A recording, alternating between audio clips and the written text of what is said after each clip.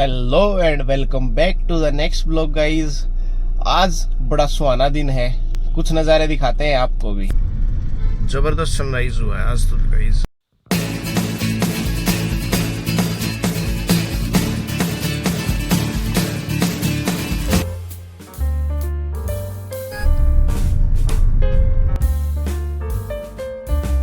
Guys अगर आपको किसी की हेल्प करने का अच्छा मौका मिलता है तो ऑब्वियसली आप करोगे, कोशिश करोगे। और जब बात आती है पेरेंट्स ज़्यादा सेंसिटिव है, ये हमें पता है। तो यही होता है कि हम लोग इसी वजह से वीक पॉइंट बन जाते हैं स्कैमर्स का। गाइज जो मेरे साथ हुआ है ना, मैं आज आपके साथ डिस्कस करना चाहता हूँ, शेयर करना चाहता हूँ, ताकि जनरेशन किसी तरह के स्कैम में ना आए, ना फंसे। गाइज जो आजकल के बच्चे हैं ना, जो हॉस्टल्स में रहते हैं या जो घर से दूर रह के जॉब कर रहे हैं, सर्विस कर रहे हैं, उन लोगों की सुनने लायक बात है ये। बहुत ध्यान से कान खोल के मेरे पास कॉल आया। मैं ओपीडी में था उस टाइम पे और बहुत बिजी शेड्यूल था आज का, और मेरे पास एकदम से एक कॉल आता है।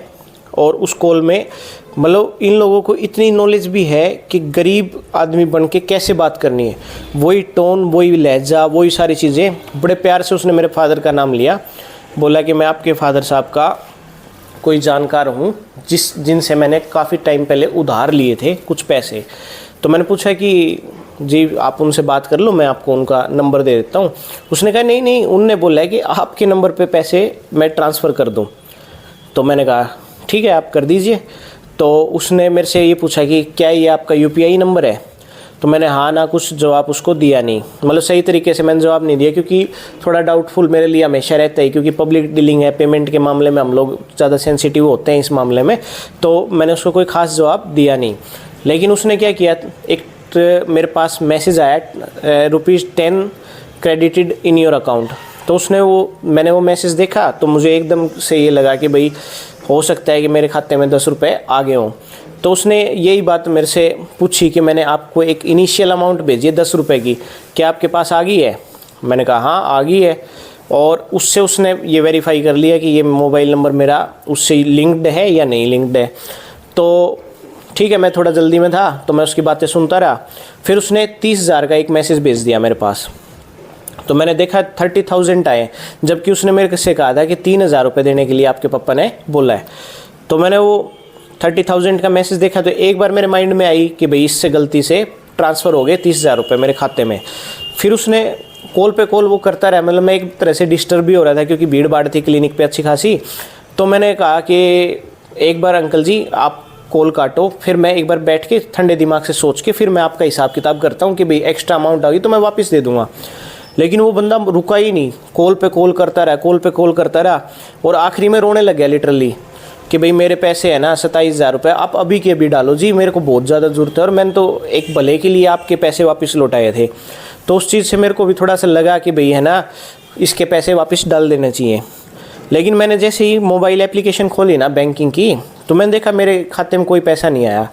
तो मैंने उससे बोला कि भाई मेरे खाते में तो कोई पैसे आए नहीं, ये तो खाली टेक्स्ट मैसेज भेज रखा उसने मेरे पास। तो मैं उसी टाइम उसके स्कैम को समझ गया। लेकिन मैंने सोचा कि थोड़ा और आगे तक विस्तार में देखते तो हैं कि भाई ये लोग कितने टेक्निकली क्या करते हैं। तो मैंने तुरंत एप्लीकेशन को बंद किया बैंक वाली को, और मैंने उससे कहा कि भाई पैसे अभी तक आए नहीं हैं। फिर उसने मुझे ये समझाया कि पेमेंट हमारी तरफ से कट गई है, हो सकता है आपके पास शाम तक आ जाए। तो मैंने कहा जब पेमेंट आएगी तो मैं वापस कर दूँगा। तो उसने कहा नहीं मुझे तो अभी चाहिए। और फिर मैं बोला मेरे खाते में तो इतने पैसे हैं ही नहीं भाई, मैं 30,000 रुपये कैसे दे दूँ, ना 27,000 रुपये कैसे दे दूँ आपको, मेरे खाते में 27,000 रुपये तो है ही नहीं।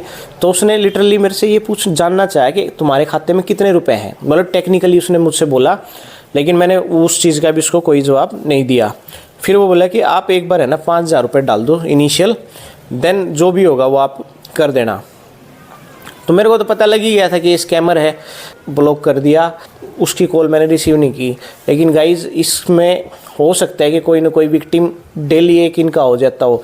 गाइज देखो, इसमें कहीं भी कंप्लेंट करो, कुछ भी करो, ये लोग एक सिम तोड़ते हैं, दूसरी सिम ले लेते हैं और बहुत सारे लोगों को साथ ऐसा करते हैं। लेकिन सोशल मीडिया एक ऐसा जरिया है जिसके ज़रिए हम अपने मैसेज को लोगों तक पहुंचा सकते हैं। तो गाइज इसमें जो मैसेज दिया है ना वीडियो में, ये आप सब लोगों के लिए भी, आपके चाहने वालों के लिए भी, सबके लिए बहुत इंपॉर्टेंट है। तो इस वीडियो को आप लोग ज़्यादा से ज़्यादा शेयर करो और इस चीज़ों को समझो, ये नए स्कैम है और डेली ऐसे ऐसे बहुत सारे लोगों के साथ ठगी होती है। तो गाइज ये थी स्कैम स्टूम के बारे में बातें। अब ये ट्रेडमिल ख़राब हो गई है, पहले इसको ठीक कर लेते हैं, फिर दिखाते हैं आज की दिनचर्या आपको। ट्रेडमिल को लिए 1 साल पूरा होने में सिर्फ 4 दिन बाकी हैं और 4 दिन पहले इसकी कुछ प्रॉब्लम, इसमें एरर्स आ गए हैं। और अगर आज संडे है तो सिर्फ 3 दिन बचेंगे अपने पास कंप्लेंट करने के लिए। तो उससे पहले खुद ही देखते हैं, कुछ कमी पाएगी तो ठीक करने की कोशिश करते हैं, अदरवाइज़ फिर कस्टमर केयर वालों को कॉल करना पड़ेगा। इसको जब भी ऑन कर रहे हैं ना, तो इस पर यही लिखा आता है, देखो अभी टाइमर स्टार्ट हो गया 3 2 1, अब लिखाएगा एरर 02। ये समझ में नहीं आ रहा है, ये नहीं ठीक होएगी, ये तो कस्टमर केयर को ही कॉल करके बुलाने पड़ेंगे, सर्विस वाले ही। गई ईशानी तो अपने नाना के यहाँ है और क्या कर रही है मैं वीडियो में डालता हूँ, उसकी वीडियोस दिखाता हूँ आपको, देखो।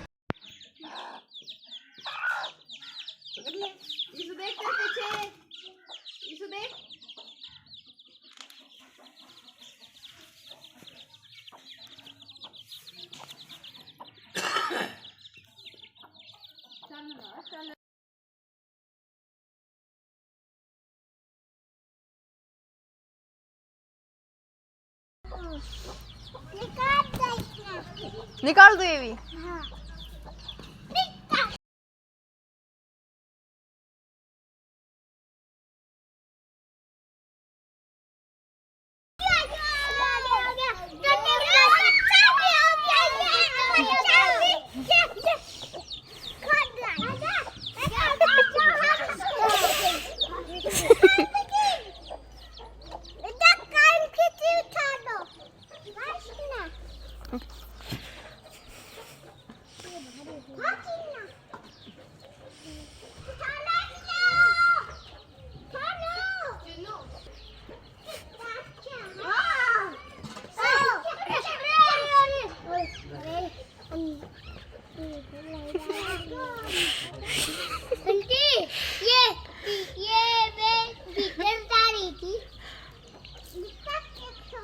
तो गाइज हमारे आंवले का पेड़ है और ये देखो आंवले का पूरा सदुपयोग होने लग रहा है यहाँ पे। मम्मी भी रोज़ कोई ना कोई नई रेसिपी बनाने में लगी रहती है। क्या है अभी ये? सुखा के फिर वही बालों के तेल, कई तरह के एयर प्रोडक्ट्स बनेंगे इसके लिए। संडे का दिन निकालना मुश्किल हो जाता है गाइस ईशानी के बिना, क्योंकि संडे का ही दिन मिलता था उसके साथ खेलने के लिए। ये तो अपने सारे काम निपटाने में लगी रही, उसके जाने के बाद कि वो करने नहीं देती थी, इतनी तसल्ली से बैठ के काम नहीं कर सकती थी मम्मी। इतनी देर में तो ये सब कुछ इधर से उधर कर देती वो। कि दादू की ट्रेडमिल ख़राब होगी तो अब एक्सरसाइज करने के लिए इनको पार्क जाना होगा डेली।